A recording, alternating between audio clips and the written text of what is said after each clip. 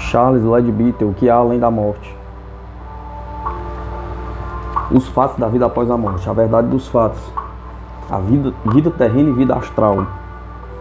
Já falamos sobre as faculdades latentes por cujo meio é possível conhecer-se diretamente o mundo invisível e ver-se a vida de ultratumba com tanta clareza e tão minuciosos pormenores como ao nosso redor vemos a vida física. Alguns estudantes teosóficos já despertaram seus sentidos internos e estão em condições de dar informes fidedignos acerca de tão interessante ponto. Eu estou completamente convencido de que devemos agir assim, porque até agora nada disseram sobre este particular os expositores da ortodoxia ocidental. Os sacerdotes de qualquer religião nos explicarão à sua maneira a vida póstuma do homem. E em apoio de suas afirmações aduzirão a doutrina da igreja e os textos da Bíblia, porém nenhum deles poderá dizer: eu próprio estive no céu ou no inferno, que vos descrevo. Vi isto por meus próprios olhos e sei o que é verdade. É precisamente isto que os investigadores teosóficos podem afirmar, que estão familiarizados com uma definida série de fatos que observaram pessoalmente a ponto de poderem falar com autoridade certezas próprias por conhecimento direto. Consequentemente, ao comunicar o que sabem, dirão sempre aos seus ouvintes: a menos que vos pareça evidentemente razoáveis, não deveis admitir às cegas nossas afirmações, porém observai por vós mesmos todas estas coisas tão atentamente quanto puderem, em seus vários aspectos, e então estareis em condições de falar delas aos demais, e com tanta autoridade quanto nós. Porém, que espécie de fatos descobriram nessas investigações? Pergunta. A verdade dos fatos no atual momento evolutivo é muito mais lógica do que a maioria das teorias ora dominantes. Tem-se observado que a morte, longe de alterar repetidamente as qualidades do homem ou de levá-la em puro espírito a um céu além das estrelas, deixa, pelo contrário, exatamente o mesmo que era antes de morrer, com suas peculiares potências e faculdades, de modo que ele se encontra depois do seu falecimento nas condições por ele mesmo determinadas. Os pensamentos e desejos por ele vigorizados durante a vida física tomam definidas formas de entidades que o rodeiam e sobre ele reagem até consumir a energia que lhe deu em vida. Quando os pensamentos e desejos forem persistentemente maus, convertem-se então em terríveis companheiros, ainda que, por felicidade, nestes casos estão em minoria entre os moradores do mundo astral, mas os piores efeitos com que depara o homem depois da morte são os de uma vida frívola e inútil, sem interesse racional, empregada em condescências egoístas e conversações ociosas. Não se trata de prêmios, nem castigos externamente outorgados ou infligidos ao homem, porém apenas o resultado positivo de seus atos, palavras e pensamentos durante a vida terrena, porque em verdade o homem prepara neste mundo a cama na qual terá de deitar no outro. No entanto, de nenhum modo devemos crer que o mundo astral é exclusivamente o mundo dos efeitos, pois para alguns homens pode ser algo mais do que isso. Por sua própria culpa, o plano astral é superior ao físico e, portanto, há ali maiores possibilidades de felicidade e aperfeiçoamento.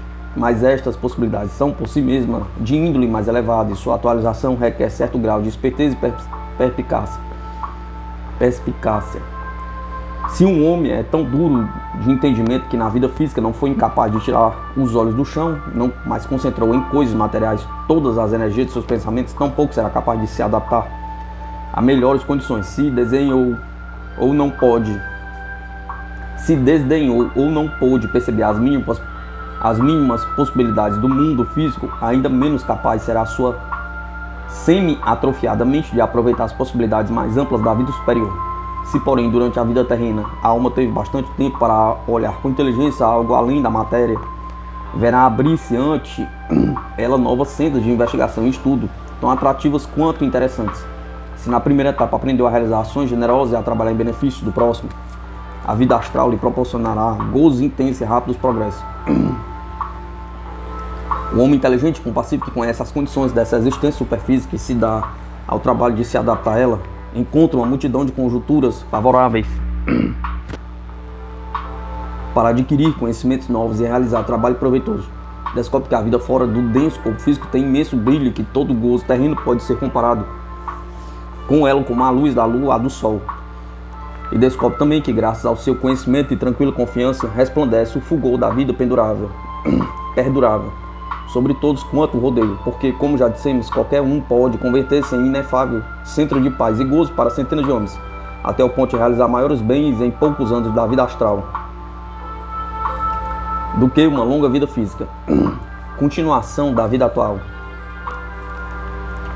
O primeiro e mais importante fato é que a vida astral não é uma nova vida, e sim uma continuação da presente, que, longe de estarmos separados dos mortos, estes nos rodeiam a toda hora. O que deles nos afasta é a limitação de nossa consciência, de maneira que não perdemos os nossos parentes, e sim a faculdade de vê-los.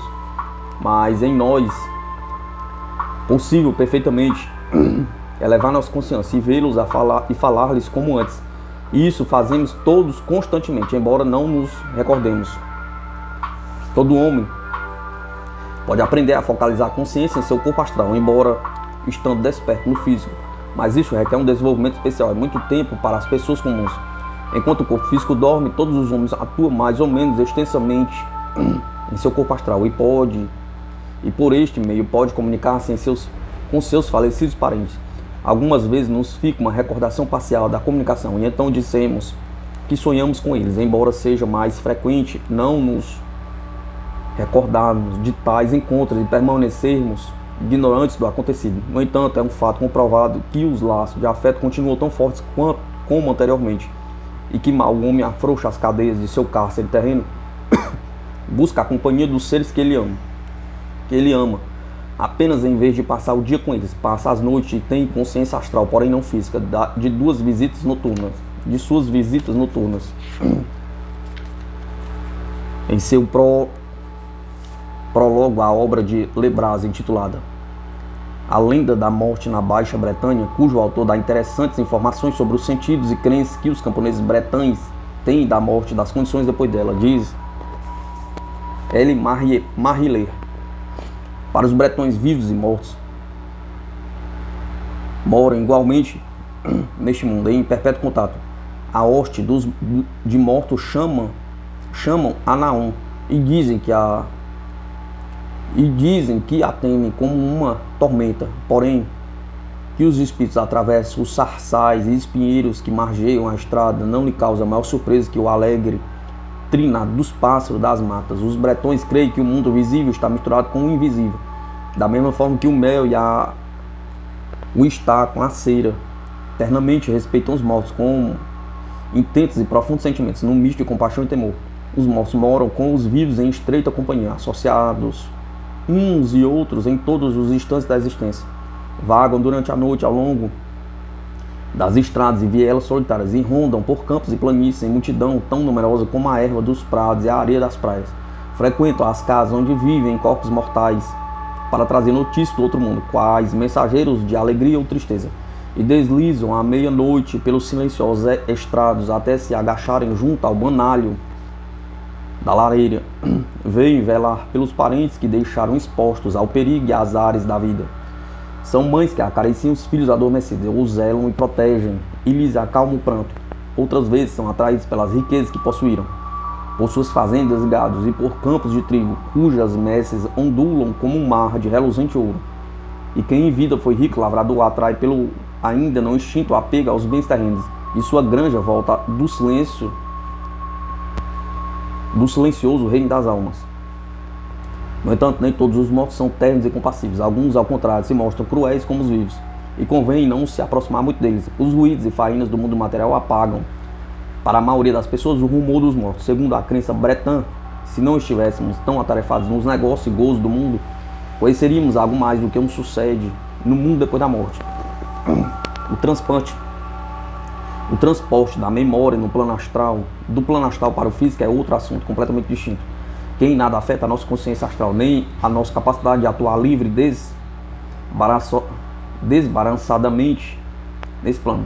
Recordemos ou não, os mortos continuam vivendo ao nosso lado, com a única diferença de que eles deixaram o vestimento carnal e que chamamos corpo, sem alterar por isso suas qualidades pessoais, como tampouco alteramos nossa personalidade ao nos despir, embora ficamos mais livres pelo alívio do peso.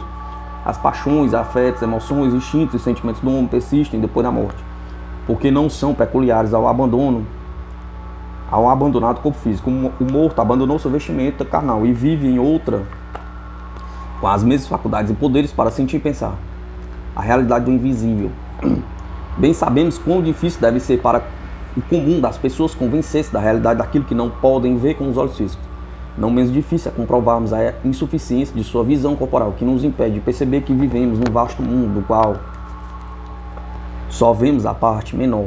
No entanto, a mesma ciência nos mostra as possibilidades ao descrever-nos os microscópios, mundos infinitamente pequenos, cuja existência ignoraríamos se tivéssemos de nós valer só dos sentidos corporais. E ainda nos diz que, apesar de sua pequenez, não são de grande importância os micro-organismos, pois de seu conhecimento e de sua maneira de ser e atuar depende a conservação de nossa saúde e mesmo da própria vida. Mas também temos os sentidos limitados em outra direção, porque tampouco podemos ver o ar que nos rodeia nem perceber sua existência, exceto pelo sentido do tato, quando o agita o vento. No entanto, o ar é capaz de movimentar com sua violência as mais poderosas naves e derrubar os edifícios mais sólidos. Da mesma forma, poderosas forças que nos rodeiam e escapam à parcial penetração de nossos sentidos. Por isso, devemos evitar o erro comum de supor que só existe o que os nossos olhos veem. Oliver Lud disse num discurso pronunciado em Birmingham, sobre o tema Nosso Lugar no Universo: se o céu estivesse constantemente nublado, não teríamos definidos conhecimentos do Sol, e o mesmo pode acontecer com outras coisas existentes no universo, que perceberíamos se nossos sentidos fossem mais penetrantes e nada nos perturbasse a vista. O que vemos e conhecemos é, com toda probabilidade, uma parte mínima do que podemos ver e conhecer. Estamos, por assim dizer, presos em uma torre cujas janelas são sentidos abertos apenas numa determinada direção e sem alcance algum aos demais. Porém, a clarividência, ou seja, a luz astral, nos abre um par de janelas adicionais que aumentam nossa visualidade e dilatam ante nós um novo e mais amplo mundo que também forma parte do outro, embora antes não pudéssemos conhecê-lo. O que se vê? O que é que vemos primeiramente ao observarmos esse novo mundo? Pergunta. Supondo que um de nós transferisse sua consciência ao plano astral, que mudanças lhe chamariam primeiro a atenção? Pergunta. No momento perceberia pouca diferença e poderia supor estar havendo a mesma coisa que anteriormente. Expliquemos o porquê, embora parcialmente, já que a explicação completa requereria um tratado sobre a física astral. Assim como a matéria terrestre apresenta 3 estados, sólido, líquido e gasoso, cujas condições são diferentes. Assim também há diferentes graus, densidades e condições da matéria astral, análogas e correspondentes aos seus similares da matéria física.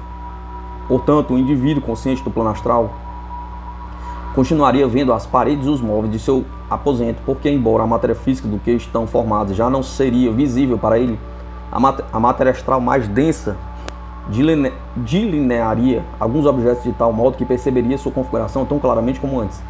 Se examinasse o objeto de perto, veria nos móveis as suas moléculas, constitutiva cujo movimento é invisível no plano físico. Porém, como poucos moradores do plano astral dos mortos, crê logo que não houve mudança de condições, pois vê os familiares aposentos de sua casa, as mesmas pessoas com as quais conviveu, porque o corpo astral destas últimas está ao alcance de sua nova percepção. Pouco a pouco nota as diferenças e em seguida percebe que não mais sente dores nem fadigas. Quem pudesse compreender o que isso significa, vislumbraria a realidade da vida superior. Pois, como dá a ideia da total falta de cansaço e dor a quem não tem nenhum momento de descanso nos afanos da vida e apenas recorda que está livre de ansiedade, pergunta. Temos adulterado de tal modo no Ocidente a doutrina da imortalidade da alma que com frequência os desencarnados continuam crentes de que estão vivos, porque ouvem, veem, pensam e sentem. Às vezes acontece exclamarem: Mas se eu não morri, estou tão vivo como sempre e sinto-me muito melhor do que antes. Verdadeiramente continuo vivendo. E isso mesmo deveriam ter esperado se não houvesse.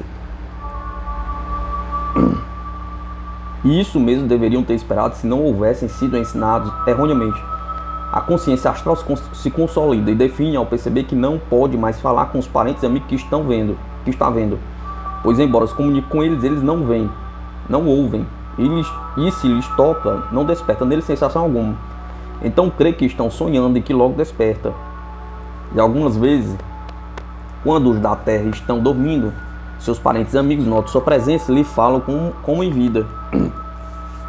Pouco a pouco, porém, vão os mortos se convencendo de que estão no outro lado da vida, e então se inquietam e desassossegam devido aos ensinamentos errôneos recebidos, pois não compreendem onde estão, nem o que lhe acontece, porque a sua situação não é a que esperavam.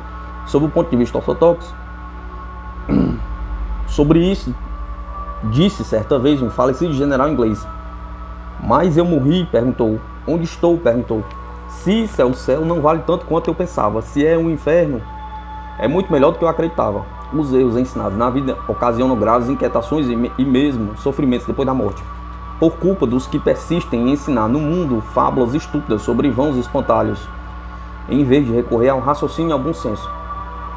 A desleal e blasfema doutrina do inferno ígneo tem causado mais mal do que imaginam seus pregadores, não só neste mundo como também no outro. Hoje o desencarnado tem a possibilidade de encontrar outros também desencarnados, porém melhor instruídos, que lhe ensinam a abandonar todo temor por uma vida tão lógica e racional do novo mundo quanto o tiveram na Terra. Gradualmente começará a haver ali muita novidade e novos aspectos complementares do que já conhecia, porque no mundo astral os pensamentos e desejos tomam forma visível, constituída em sua maioria de matéria mais sutil desse plano, conforme transcorre a vida astral. Aquelas formas adquirem maior relevo, porque os vão atraindo para si como força cada vez maior. O ego emprega o primeiro período de sua encarnação em fundir-se na matéria e o segundo em desprender-se dela com os resultados de sua ação. Conforme dissemos, mesmo durante a vida física, o homem pode elevar seus pensamentos e retirá-los cada vez mais das coisas terrenas, até que chegue a hora de abandoná-la com o corpo denso.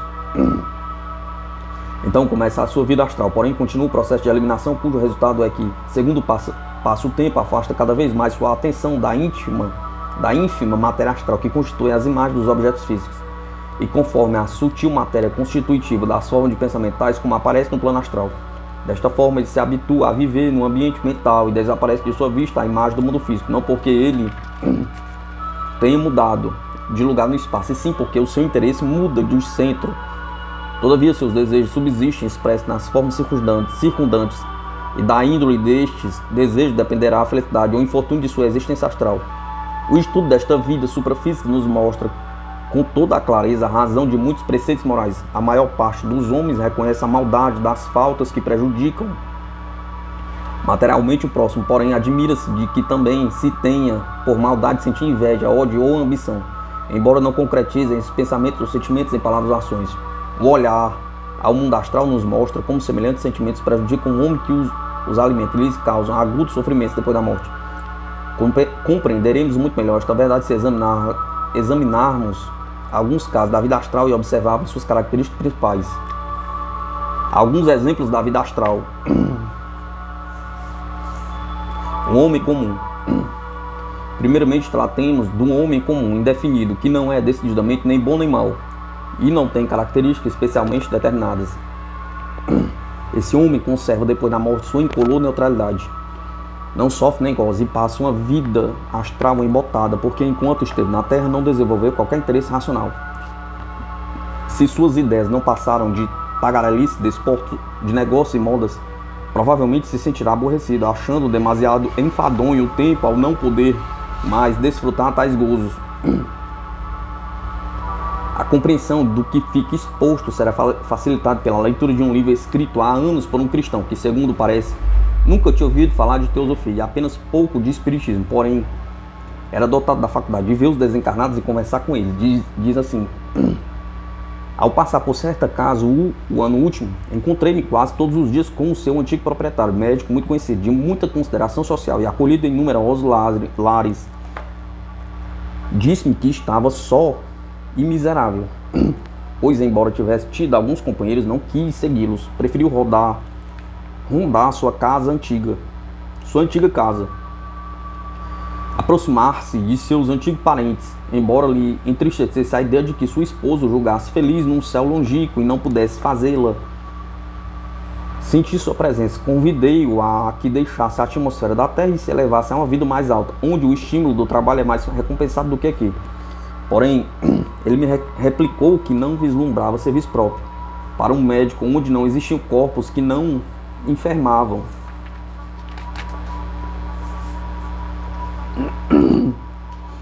Estava muito desanimado por se ver numa existência tão discordante das suas crenças terrenas, embora supusesse que era preciso aguardar o juízo final para saber se era do número dos réprobos ou dos escolhidos.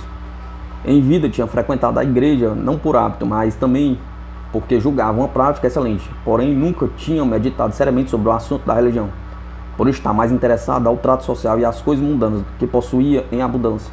Tinha morrido com fé no Redentor, mas no momento lhe parecia invertida a ordem que ele tinha por estabelecida, pois aqueles a quem tinha por incrédulos estavam rodeados de refulgente luz espiritual, e não podia resistir às suas presenças, ao passo que muitos clérigos estavam em situação oposta.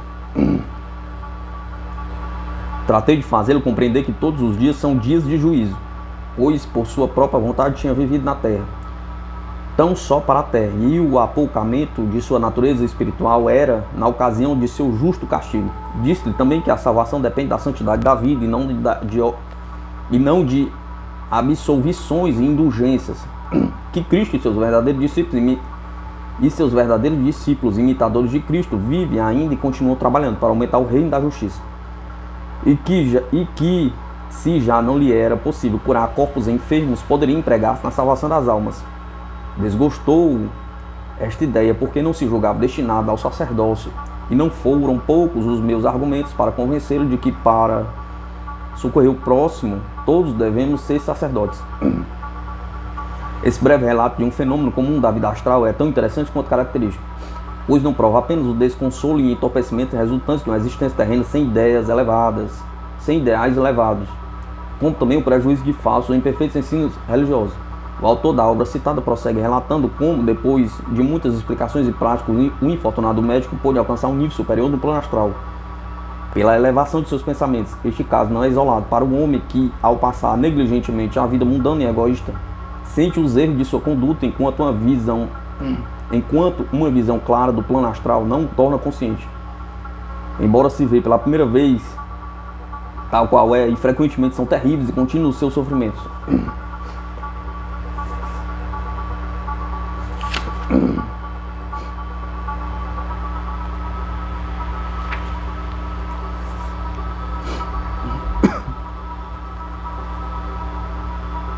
No entanto, aquela visão clara lhe possibilita a oportunidade de notar os progressos.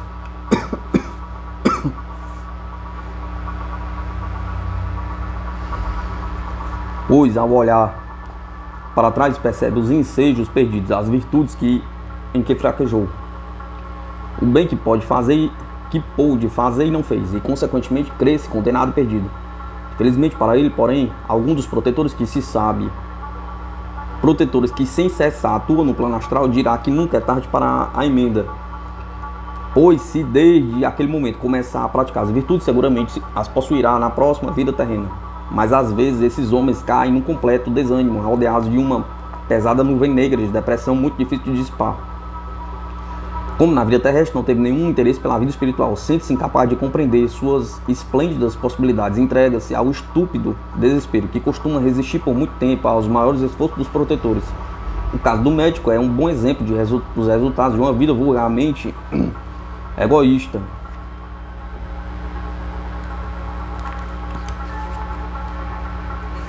E encontramos no plano astral milhares de seres do mesmo estado, embora por felicidade também haja outros milhares em condições boas, por não terem sido egoístas. Exceções. Convém lembrar agora certos casos excepcionais para se compreender o conjunto de possibilidades da vida astral e os efeitos nela produzidos pelas várias características adquiridas na vida física. No outro capítulo já nos referimos às tristes condições em que cai o bêbado depois da morte, como consequência dos baixos apetites que só podem ser satisfeitos no plano físico. Longe de diminuir a intensidade das paixões depois da morte, elas são mais violentas do que nunca, pois suas vibrações já não podem pôr em movimento a matéria física. O caso do sensual é talvez pior do que o do bêbado. Tudo isto os antigos sabiam perfeitamente, segundo nos prova o mito de Tântalo, sempre acossado por desesperada sede, sem poder aplacá-la no copo, de cujos bordos não passavam seus lábios. Algumas vezes estes seres sofrem miseravelmente as dores do remorso, porém a situação dos impenitentes é ainda mais terrível, porque embora se achem numa vida nova, esforçam-se freneticamente por satisfazer de qualquer modo sua concupiscência. Já vimos que os homens viciados passam para o mundo astral com as mesmas inclinações que os arrastaram ao mundo físico. E acontece que depois da morte formam uma união de dissolutos que frequentam os lugares maculados por suas depravações e aumentam a sujeira do ambiente com os venenosos miasmas de seus pensamentos e desejos licenciosos. Como moram no íntimo subplano astral, estão muito próximos do físico para receber certas vibrações que excitam tantalicamente até o frenesi as suas más paixões, deixando-os sem forças para se afastarem dos antros de libertinagem, a cujo maligno feitiço tão mentecaptamente cederam na vida física. Nessas circunstâncias, costuma deparar-se-lhes a oportunidade de satisfazerem mediunicamente seus vícios, cujos resultados mais terríveis para eles do que os antigos sofrimentos, porque ao se apossarem de um encarnado, cometem outro crime mais odioso, que lhes exigirá depois uma tremenda expiação. O homem que debilita sua vontade e seu corpo coloca-se em tal posição que o ego pouco pode atuar em seus veículos e, portanto, é responsável pela intromissão do vicioso habitante do plano astral que dele se apodera. Este não só o induz a deixar-se arrastar por suas fortes paixões, como as vigoriza nocivamente até o ponto de ficar de todo obsedado por aquele que está ansioso por encontrar um corpo físico para satisfazer seus antigos abomináveis prazeres.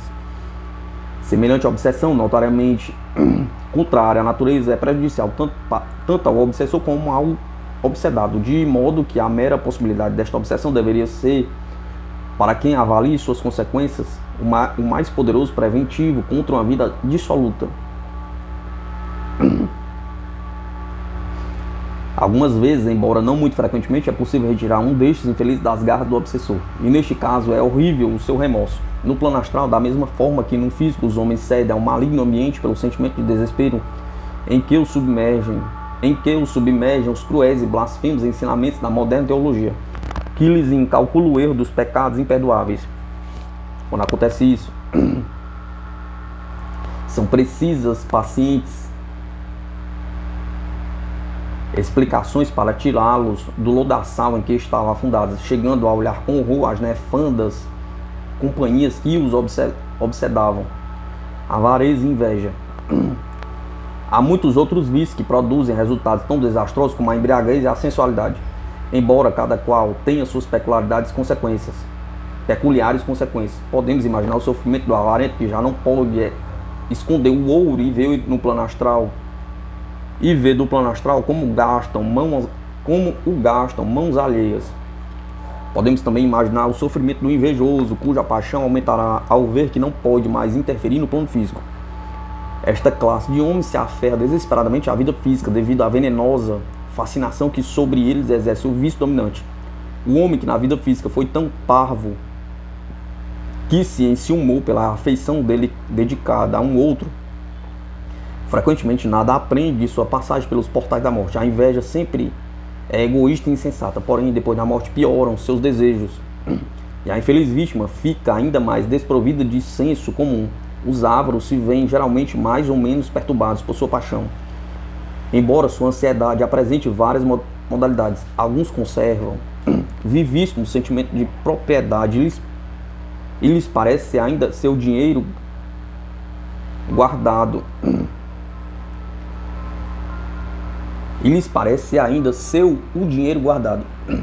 Embora não possam utilizá-lo de maneira alguma, lhes assalte o terror da eventualidade de que alguém descubra o esconderijo e malbarate o dinheiro. pelo que frequentam o lugar onde o esconderam, a fim de afugentar os moradores. Outros, ao contrário, quando veem sua família necessitada, sofrem por não poder dizer-lhe onde se encontra e dele se aproveite. Vingança.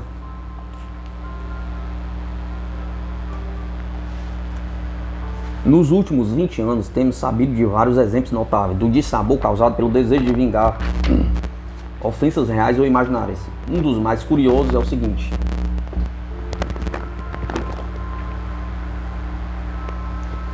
um amigo meu era dono de um punhal que, segundo asseguravam, tinha a sinistra propriedade de inspirar a quem o pegava o desejo de matar uma mulher.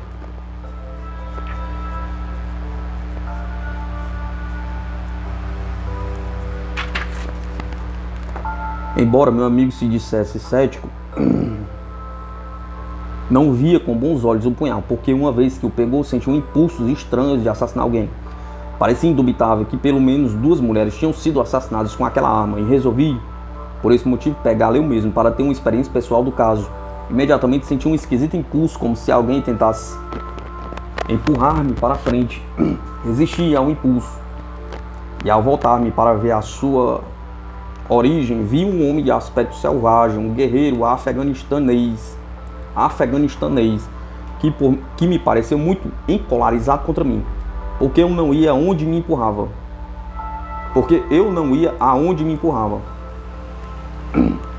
Perguntei-lhe o que estava fazendo e não me entendeu.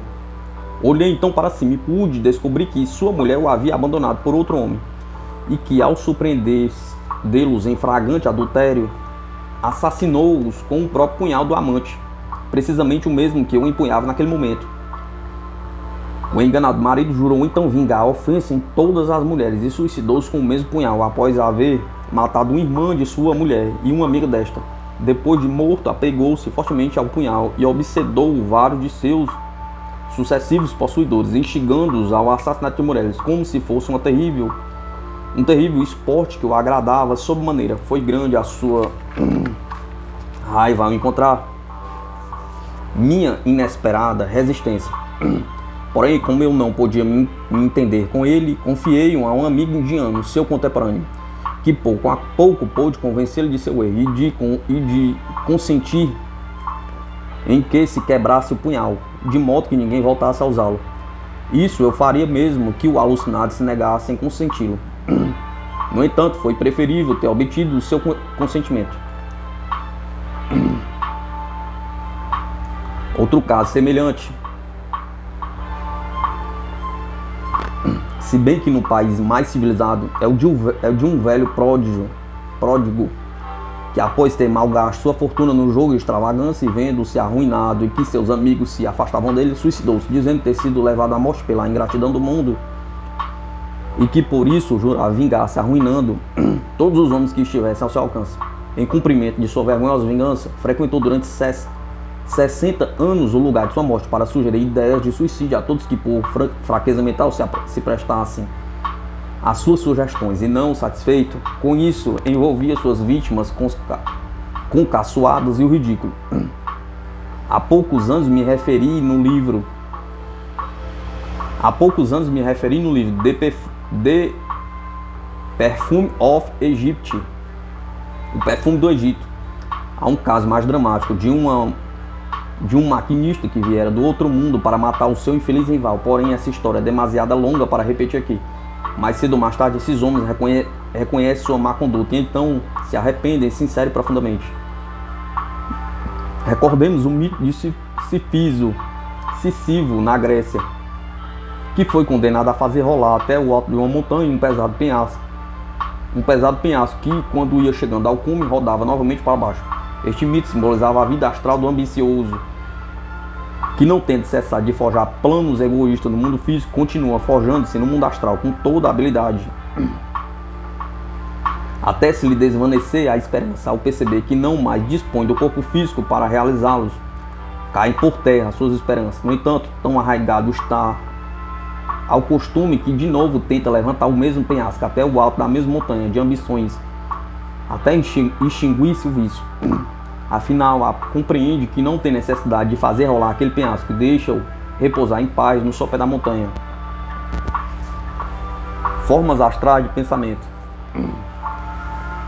Todo pensamento do homem relacionado consigo mesmo ou tinto de algum desejo plasma-se instantaneamente na matéria do plano astral, assim como também na do mental, e fica flutuando ao seu redor. Se um homem cede com frequência a pensamentos desta índole, engendra formas mentais fortemente vigorosas que nutrem e aumentam seu poder em cada repetição do desejo.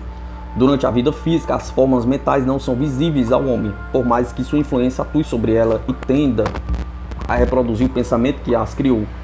Porém, depois da morte, convertem-se em formas visíveis e frequentes, que ele não pode evitar, porque lhes são atraídos por sua própria natureza. Deste modo, o homem percebe que, em muitos casos, quão repugnantes e odiosos podem ser alguns pensamentos e aprende a ser mais cuidadoso no pensar.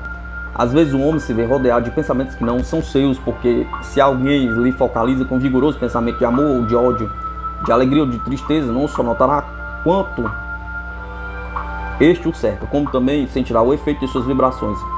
Por esse motivo, produz resultados tão benéficos aos desencarnados a amorosa recordação que lhe dedicamos.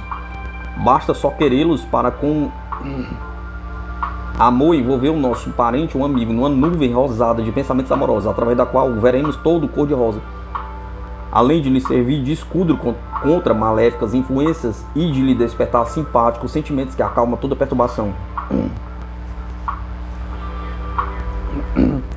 Outras formas de pensamento são menos agradáveis que as dessas ilustrações. Constitui algumas vezes grande parte do sofrimento correspondente ao homem que em vida tratou os demais asperamente e vê então as formas de pensamento daqueles a quem ofendeu, além de sentir as vibrações que deles emanam. Ao contrário, quem muito amou e foi sinceramente amado receberá poderoso auxílio das correntes de pensamento que se dirigem a ele. Notável exemplo desta verdade temos no caso da falecida Rainha Vitória da Inglaterra, cuja rápida ascensão no mundo celeste foi devida indubitavelmente aos milhões de formas de pensamento de amor e gratidão que lhe dirigiram, além de sua inerente bondade. Infelizmente, há poucos que merecem a cólera. Infelizmente, há homens que merecem a cólera em vez do amor dos demais. Isto tem acontecido algumas vezes com a morte daqueles cujas operações financeiras arruinaram sem piedade centenas de famílias, cujas formas de pensamento se acumulam ao redor do causador e o atormentam com as torturas do remorso. As formas mentais carecem de inteligência própria e só duram enquanto persiste a energia do pensamento de quem que a engendrou. No entanto, não pode evitá-lo o homem a quem são dirigidas, pois a atração para ele é a verdadeira causa de sua existência, a essência de seu ser. Pode, porém, se ele o sabe, rodear-se de uma envoltura que o resguarde daquelas vibrações e também desfazer as formas de pensamento por um esforço de sua vontade, mas enquanto existirem, agarrá-lo-ão como um parasita. Geralmente, as formas de pensamento oriundas de diversas pessoas conservam sua individualidade e a característica mental de sua procedência. Embora, em certos casos, as formas engendradas por diversos indivíduos se aglomerem num gigantesco fantasma de terríveis efeitos, quando são de natureza sinistra. O destino de uma doidivanas sirva de exemplo e advertência. Um caso recentemente conhecido no plano astral foi o de uma moça que atuara num clube musical e fora provavelmente dotada de atrativos físicos. Parece ter se divertido vã e futilmente e se deleitou maliciosamente em exibir seus atrativos a jovens incautos e dissolutos. Orgulhava-se de ter sido a causadora de duelos e um suicídio, sem contar uma longa lista de conquistas e de corações dilacerados. Mas terminou a vida de maneira brusca e trágica. No plano astral se viu cercada da cólera e ódio de todos os que foram enganados por ela. A concentrada raiva daquelas pessoas plasmou-se numa forma horrível, com um aspecto de gorila ferozmente maligno, que horrorizava a doidivanas, a qual, apesar de seus esforços e fugas, não conseguia libertar-se dessa influência. Os investigadores que depararam com este caso aniquilaram o maligno fantasma. Porém, a moça era tão fraca e mísera criatura que aparentemente não foi possível fazer muito por ela. Certamente compreendemos que é tão possível formas criadas no mundo astral como no mundo físico. Porém, uma forma de pensamento dessa natureza, apesar de sua atividade e violência, é criação temporária de muitas paixões. de nenhum modo é uma entidade evolucionante, e por isso aniquilá-la equivale a quebrar uma garrafa sem que se pratique uma ação má.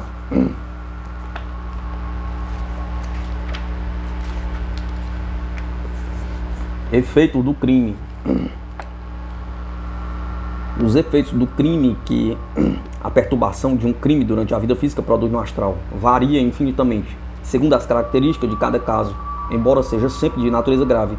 Depois daremos diversos exemplos de maneira como se manifestam as ações e veremos que muitas vezes o assassino leva no pensamento o crime cometido, cuja persistência reproduz a cena daquele que fez.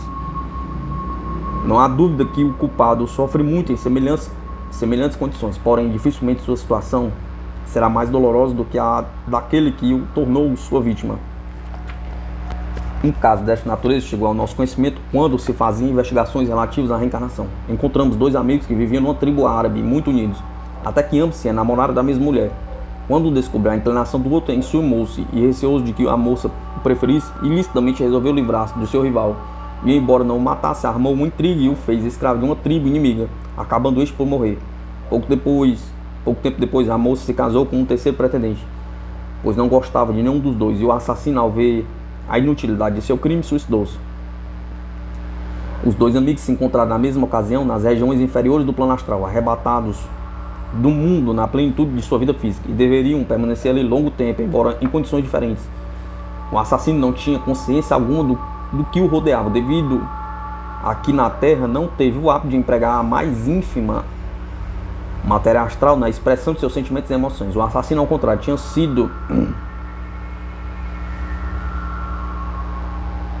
o assassinado não tinha consciência alguma do que o rodeava, devido a que na Terra não teve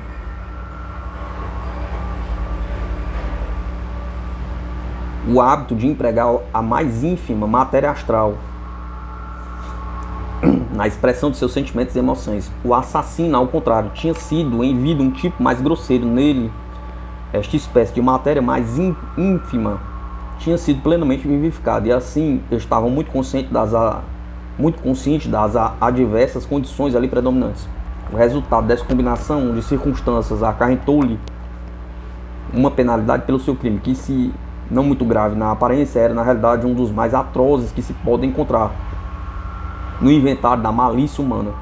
O horror deste drama astral aumentava ao considerar quão exato foi o resultado das ações de seus personagens, de sorte que quem conhecesse o plano astral poderia predizer com toda a segurança o resultado dos acontecimentos. O assassinado morrera ignorando a perfídia de seu amigo e conservava, portanto, o afeto que ele tinha, e seu impulso levava frequentemente para junto de seu assassino. Este último, cheio de confusão, fugia horrorizado da presença de sua vítima. Procurava esconder-se em lugares onde se achavam as cenas, lugares e pessoas mais repugnantes, para que o outro não o descobrisse. Porém, precisamente quando supunha estar afinal escondido em lugar seguro, aparecia atrás dele a forma inconsciente da vítima, totalmente alheia ao ambiente sórdido que o rodeava e ao invisível horror que lhe despertava a sua presença, pois fora sempre seu amigo e ainda sentia por ele emoções amistosas. A completa inconsciência e os bons sentimentos daquela aparição flutuante pareciam aumentar o temor provocado por sua presença.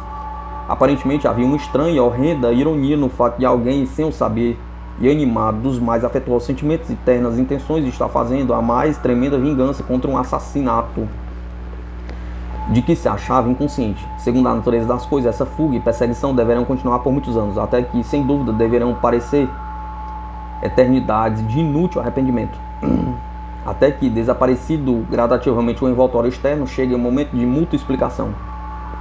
O homem inteligente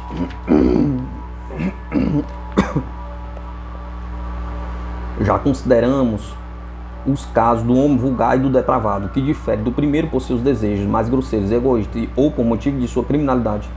Examinemos agora o caso do homem que se distingue do vulgar por sua natureza mais racional, com o objetivo de se compreender como para estes se apresente a vida depois da morte.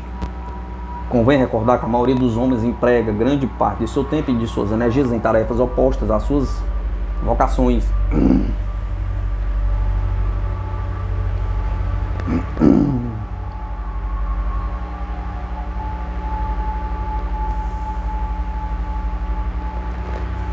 as quais de maneira alguma eles realizariam, não fosse a necessidade de manterem suas famílias. Vejam, pois, em que condições se acha o homem quando já não tem que suprir suas necessidades físicas, já que o corpo astral não requer alimento, vestuário nem habitação. Então, pela primeira vez desde a sua infância, o homem sente liberdade de fazer o que gosta e de se entregar inteiramente à sua ocupação predileta, contanto que a índole desta ocupação não requeira o concurso da matéria física. Suponhamos um apaixonado pela música. No plano astral lhe serão deparadas oportunidades de ouvir as músicas terrenas com muito mais agudeza do que antes, pois seus ouvidos poderão se deleitar em novas desconhecidas harmonias. Os enamorados das artísticas belezas da forma e da cor poderão escolher as mais inefáveis formosuras que lhe oferece este mundo mais elevado. Se o atrai os encantos da natureza, encontrará insuperável facilidade para desfrutá-la sem dificuldades de locomoção, pois poderá locomover-se rapidamente de um ponto para o outro e contemplar as sucessivas maravilhas da natureza que o homem físico levaria anos para visitar. Se a ciência ou a história são objetos de sua predileção, poderá aproveitar sem pagar de todas as bibliotecas, arquivos, museus e laboratórios do mundo, com a vantagem de que compreenderá muito melhor os processos químicos e biológicos. Porque verá então os corpos, tanto exterior como interiormente, e as causas ao lado dos efeitos dos fenômenos, sem que, para maior deleite, em nenhum destes casos o fatigue a execução da tarefa. É sábio que no plano físico nos sentimos incapazes de continuar indefinidamente nossos estudos e experiências devido à alimentação do nosso cérebro. Na vida superfísica não há cansaço, e que está sujeito o cérebro e não a mente. Os investigadores do plano astral têm observado que ali há muitos cientistas que continuam seus estudos e indagações com muito maior avidez do que no plano físico, estimulados pelo vasto campo que antes eles se apresentam às suas maiores faculdades perceptivas. Recordo-me de que um exímio matemático recentemente falecido aproximou-se de um de nossos investigadores clarividentes para declarar-lhe quão feliz se sentia por ter descoberto novas verdades de sua obstrusa ciência, que desejava publicá-las no mundo. Também me recordo do profundo desgosto do matemático ao ver que o clarividente de quem se aproximou era incapaz de transportar para o seu cérebro físico estas maravilhas descobertas, derivadas da ideia do espaço da quarta dimensão, que lhe sugeriu o plano astral, conforme depois diremos. O operário altruísta. Até agora falamos da satisfação egoísta das ações terrenas, embora de índole legítima e intelectual. Porém, há entre nós os que aspiram a uma satisfação mais elevada e gozem em servir o próximo. Que reserva a esses o mundo astral? Pergunta. Poderão persistir em sua filantropia mais do que nunca, em condições muito superiores ao do plano físico. Milhares de homens a que eles poderão ajudar com muito mais eficácia e melhores resultados do que na vida terrena. Alguns se dedicam ao serviço geral da humanidade, outros a casos particulares de seus parentes e amigos vivos ou mortos. Estas duas últimas denominações denotam uma extrema inversão de fatos, pois certamente mortos somos os que estamos sepultados nesses grosseiros e embaraçosos corpos físicos, ao passo que vivos são os que, certamente por não tê-los, estão menos escravos e mais livres. Às vezes a mãe cuida do plano astral do filho que deixou pequeno na terra e transforma-se no verdadeiro anjo custódio. Outras vezes o falecido marido permanece junto de sua desconsolada esposa para infundir-lhe a ideia de que ainda vive e a ama. Um destes casos me chegou ao conhecimento há alguns anos. A viúva era suficientemente psíquica para sentir a presença de seu marido e receber dele comunicações psicográficas. Assim aconteceu por muito tempo, até que, iniciada na teosofia e sabedoria da qual, de quão prejudicial é deter uma alma em sua evolução depois da morte, perturbou-se um pouco e perguntou a seu marido se a prejudicavam aquelas comunicações. Ele lhe respondeu negativamente, e como ela não ficasse muito satisfeita com a resposta, quis consultar-me. Falei então com o marido e percebi que ele era muito inteligente e nada egoísta, pois compreendia perfeitamente que, permanecendo junto de sua esposa, retardava mais a sua evolução. Mas como, de outro lado, sua presença dava tanto consolo à viúva, não vacilava em sacrificar sua convivência pessoal ao serviço a favor daquela que havia sido sua companheira, e propunha-se Por isso, manter essa atitude enquanto lhe fosse possível. Não me atrevi em reprová-lo, pois, embora sua conduta contrariasse as leis naturais da evolução, movia-no impulsos inegoístas, com plena consciência dos resultados de seu proceder. E com malenguice era capaz de servir a outros tão eficazmente quanto a sua viúva. Provavelmente o conjunto da boa obra que estava realizando neutralizaria os impedimentos oriundos de seu proceder. O que há além da morte? Charles Leadbeater.